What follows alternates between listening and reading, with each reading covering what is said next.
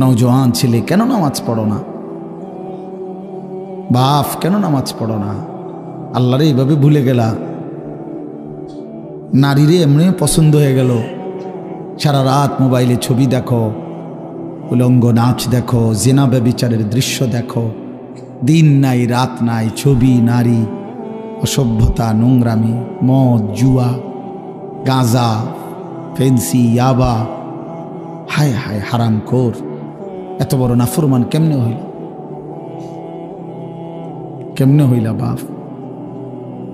তো আল্লাহু খায়রুর রাজিকিন, আল্লাহই হচ্ছেন সর্বোত্তম রিজিক দাতা।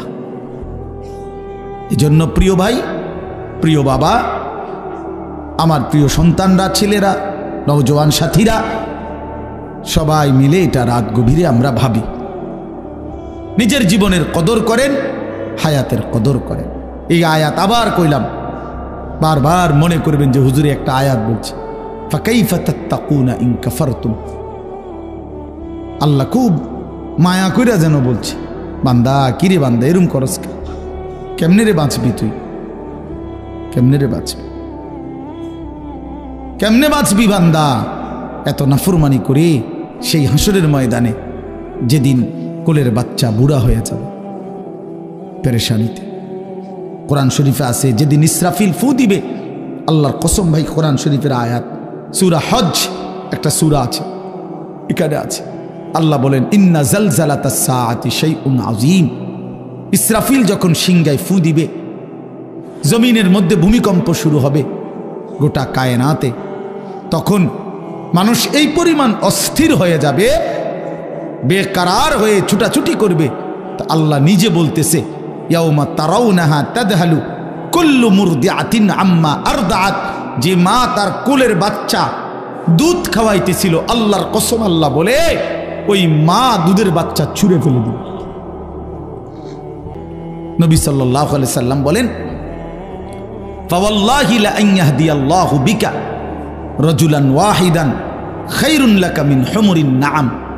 নবী সাল্লাল্লাহু আলাইহি সাল্লাম বলেন, আল্লাহর কসম, তোমার দ্বারা একজন ব্যক্তি, রাজুলান ওয়াহিদান, একটি ব্যক্তি আল্লাহর পথ পেয়ে যাওয়া, গোটা আরবের সমস্ত দামি ওট তোমাকে হাদিয়া দেওয়া তার চাইতে বেশি উত্তম। রাসূলুল্লাহ সাল্লাল্লাহু আলাইহি সাল্লাম বলছেন, এজন্য এই মাহফিলের মাকসাদ এটা, আপনাদের জিন্দেগি বদলানো। কারো একজনের কলিজার মধ্যে একটা লোকও যদি, একটা ছেলে, একটা যুবক, সে যদি বুঝে যে আহারে আসলে তো আমার ফজরের নামাজ পড়া দরকার, আমি তো মুসলমান, আমি তো মুসলমান, আমি তো ইমানদার, আমার তো আখিরাত আছে, আমি তো মরতেই হবে। আল্লাহ তাআলা আমাদের সবাইকে বুঝ দান করেন, আল্লাহ তাআলা আমাদেরকে উত্তমভাবে কবুল করে নেন। প্রিয় ভাই, চলেন এই অল্প একটু কোরআনুল কারীমের 30 নম্বর পারা 89 নম্বর সূরা, সূরাটার নাম হচ্ছে ফজর। ফজর, আমরা যে ফজরের নামাজ পড়ি ভোরবেলা, এই ফজরের ওয়াক্ত, এই সূরার নাম এটা ফজর। 5 ওয়াক্ত নামাজের মধ্যে ফজরের ওয়াক্ত, এই ভোর অত্যন্ত গুরুত্বপূর্ণ। ফজরের নামাজ বহুতই দামি নামাজ। প্রিয় ভাই, একটু মনোযোগ দিয়ে শোনো, সবার কাছে অনুরোধ করছি, বিশেষ করে নওজোয়ান ছেলেরা, তোমরা শোনো ভাই, নিজের জীবনের কদর করে শোনো, তোমার ভালোর জন্য বলছি ভাইয়া। তু আগার মেরা নিহি বানতা না বান আপনা তো বান। তুমি যদি কারো কোনো উপকার নাই করো তো নিজের ভালো তো করো, নিজের কল্যাণ তো করো ভাইয়া। আপনা তো বান, এটা আল্লামা সৈয়দ আবুল হাসান আলী নদভী রহমতুল্লাহ আলাইহি বলতেন যে, হে যুবক, কারো ভালো যদি নাই করতে পারো, করো না, কমপক্ষে নিজের ভালো করো, নিজের কল্যাণ করো। নিজেরে কেন নষ্ট করে দিবা, নিজেরে কেন বরবাদ করে দিবা? সারা রাত তোমরা যারা না মোবাইলে ছবি দেখো, নাচ গান দেখো, প্রিয় ভাই, শেষ পর্যন্ত কোথায় গিয়ে থামবা? তোমার এই লিপ্সা, তোমার এই যৌন তাড়না, তোমার এই অসভ্য রুচি কোথায় গিয়ে থামবা? কত নারী দেখলে থামবা? কত উলঙ্গ ছবি দেখলে শেষ হবে? কত অসভ্য নারী দেখলে শেষ হবে ভাইয়া? একদিন বেলা শেষে মনে পড়বে আমার পেছনের জিন্দিগিটা ভুল ছিল, অন্ধকার ছিল। আমি ক্ষতি করছি নিজের, শারীরিক সক্ষমতা দুনিয়াতেও নষ্ট হবে, আখিরাতটাও বরবাদ হবে। এজন্য তো বলতেছিলাম এই ফজরের নামাজ অত্যন্ত গুরুত্বপূর্ণ নামাজ। কোরআন শরীফে আছে আল্লাহ তাআলা সরাসরি বলছে এই ওয়াল ফজরি, এই সূরার প্রথম আয়াত ওয়াল ফজর, আল্লাহ বলছে বান্দা আমি আল্লাহ কসম করছি ফজরের ওয়াক্তে। এক নাম্বার কথা হলো সারা রাত যায় ফেরেশতা ডিউটি করলো আমাদের, সে যখন ফজরের ওয়াক্তে নিজে নামাজ পড়ে সে দেখে আহা আমি যে বান্দার ডিউটি করলাম ওই নাফরমান তো ফজরের নামাজে আসলো না, তো ফেরেশতা যাওয়ার সময় বলে তোর উপরে আল্লাহর লানত, সারাটা রাত তোরে পাহারাদারি করলাম, তুই আমার মালিকের সেজদা দিলি না। বুঝো নাই? আবার ওই যে দিনের বেলা সারাদিন যেই ফেরেশতারা ডিউটি করবে ওরাও যখন আইসা ফজরের নামাজ পড়ে তো ওই আইসা দেখে নাফরমান ঘুমায়, তো তখন এই ফেরেশতারা বলে তোর রূপে আল্লাহর গজব পড়ুক, তোরে আমি কি ডিউটি করমু, তুই বেঈমান তো নামাজই পড়ো না। এই জন্য যুবক তোমরা যারা ফজরের নামাজ পড়ো না তোমাদের উপরে আল্লাহ তাআলার কোটি কোটি ফেরেশতা ফজরের ওয়াক্তে লানত দেয়, তোর রূপে খোদার অভিশাপ, আল্লাহর লানত, ফেরেশতার লানত। আর অভিশপ্ত জীবন সুখের হয় না, লানতের জীবন কি হয় না? সুখের হয় না, লানতের জীবন সুখের হয় না। হ্যাঁ, এটা মনে রাখতে হবে। জীবন মানে শুধু ভাত তরকারি না, আমি তো খানা খাইতে পারতেছি, আমি তো ঘুমাই, আমি তো পেশাব পায়খানা করি, আমার তো যৌন চাহিদা পূরণ হয়, আর অসুবিধা কি? আরে বেটা এগুলো তো কুত্তারও পূরণ হয় বেটা, কুত্তাও তো খায়, কুত্তাও তো খায় বেটা, কুকুরও তো খায়, কুকুরও তো ঘুমায়, কুকুরও তো পেশাব পায়খানা করে, কুত্তারও তো যৌন চাহিদা পূরণ হয়, নাহলে কুকুরের বাচ্চা হয় কেমনে? কথা বলেন না কেন? তাহলে এই জরুরতগুলো তো জানোয়ারেরও পূরণ হয়। খানা, ঘুম, পেশাব পায়খানা, যৌন চাহিদা, এটুকুন নামই যদি হয় জীবন, তা আমার সাথে জানোয়ারের তফাৎ কি? বলে না কেন? বলেন এই যুবক, বেনামাজি যুবক, বলো তোমার সাথে জানোয়ারের তফাৎ কি? বলো বেটা,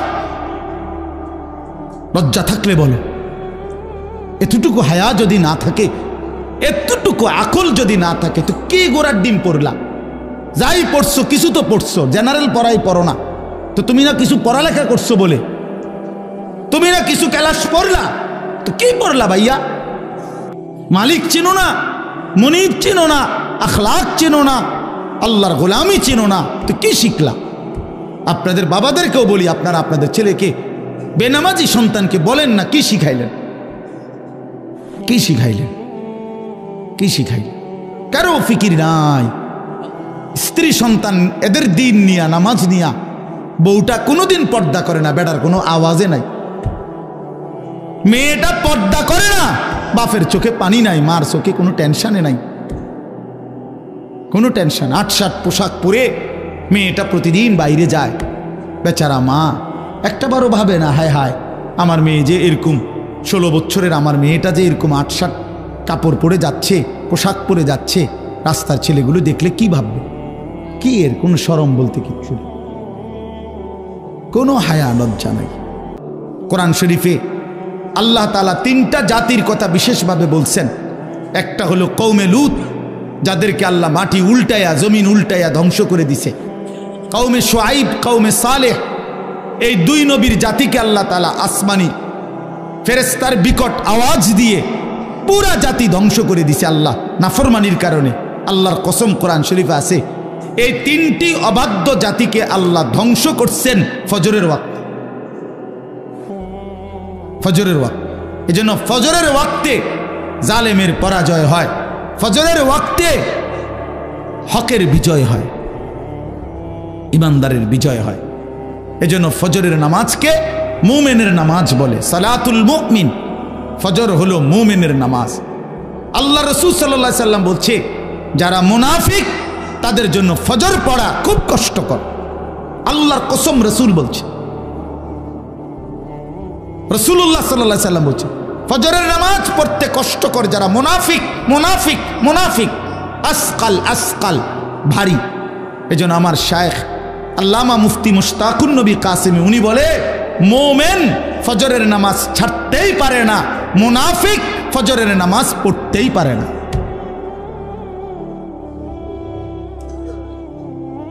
এজন্য খামখেয়ালি করেন না, ফজরের নামাজ বহুত গুরুত্বপূর্ণ। আমাদের নবী সাল্লাল্লাহু আলাইহি সাল্লাম রবিউল আউয়াল মাসের সোমবারে সর্বশেষ উম্মতকে, নবীর সাহাবীদেরকে মসজিদে ফজরের নামাজের সময় দেখে পুরা মসজিদ ভরা দেখে খুশি হয়েছিলেন এবং নবীজি চোখের পানি ফেলে কাঁদছিলেন। আর আয়েশা রাদিয়াল্লাহু তাআলা আনহাকে বলছিলেন, নবীজি ফজরের নামাজে সেদিন ইন্তেকালের দিন যেতে পারেন নাই, এত অসুস্থ ছিল। তো হুজরাত থেকে তাকায় তাকায়া দেখছে সাহাবীরা ফজরের নামাজ পড়তেছে, সবাই মসজিদ ভরা। সেদিন নবীজির সোমবার রবিউল আউয়ালে নবীজি চোখের পানি ফেলছিলেন আর বলছিলেন, আয়েশা আমার 23 বছরের মেহনত সার্থক। 23টা বছর আমি চোখের পানি ফেলছি, রক্ত ঝরিয়েছি, তায়েফে পেটে পাথর বাঁধছি, বিনিময়ে আমি যেমনটা চেয়েছি আমার সাহাবীদেরকে তেমন দেখলাম, ফজরের ওয়াক্তে মসজিদ ভরা দেখলাম। এরপরেই নবীজি আল্লাহর কাছে বলছে, আল্লাহ আল্লাহুম্মা রফিকাল আলা, আপনি বন্ধুর কাছে আমি যেতে চাই। এই সেদিন জোহরের আগেই সোমবার দিন আল্লাহ রাসূল সাল্লাল্লাহু আলাইহি ওয়াসাল্লাম ইন্তেকাল করছে।